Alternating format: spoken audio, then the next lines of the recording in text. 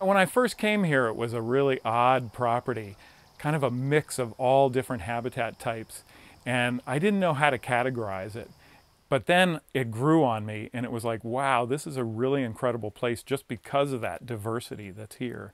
The wetlands, the uplands, the lack of steep topography, and not many people. Located in southeastern Vermont, the 595-acre Turner Hill Wildlife Management Area is on the Athens Dome upland in the town of Athens and Grafton. It was acquired in 2012 and is one of Vermont's newest WMAs. The Turner Hill WMA sits on this relatively high flat plateau. We sit at about 1,700 feet up here, and it goes for hundreds, if not thousands of acres of relatively flat ground. There's old logging roads that allow people to use access for the WMA, but there are no roads that cut across any of this land up here, so it is really remote up here. This place is kind of unique in southeastern Vermont in that it does have a lot of attributes associated with the northern portion of the state. And the locals who brought us into this project call this place the Northeast Kingdom of southeastern Vermont. Like the Northeast Kingdom, Turner Hill features spruce and fir trees mixed in with a variety of hardwoods. But what really stands out are its many wetlands, which is unusual for southeastern Vermont. This property is rich with beavers and wetlands. You can't go more than 500 feet without hitting another huge complex. And those wetlands provide ideal habitat for a whole host of other species that the department cares about and is excited about protecting. These wetlands are used by a variety of wildlife, from moose to wood ducks and other waterfowl. The wetlands and the many nut-producing beech and oak trees on the WMA also help support a healthy bear population.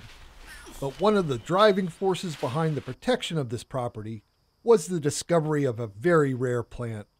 The northeastern bulrush is a federally endangered species. It's found in Pennsylvania and a few places in Massachusetts and New Hampshire, and then in these lower elevation beaver wetlands in Vermont. And as you know, beavers and humans don't often get along very well.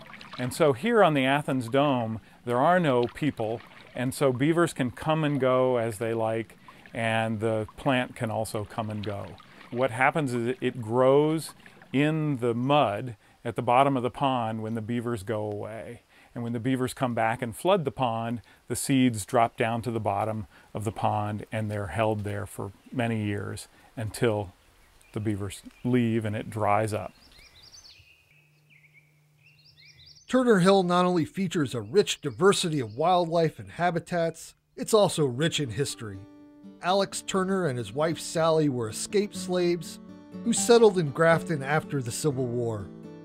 On the property, we have not only the foundations that were the Turner family house where he raised his children, but we have actually a house that's still standing where his children lived. Daisy Turner, one of 13 children raised by Alex and Sally, lived to be 104 years old and was well known in the community. The Vermont Folklife Center recorded an oral history with Daisy, and now an effort is being made to preserve the home she once lived in. There's a lot of great scenes of her sitting on this porch of this house and telling the story about her family's history and how they made it to Vermont.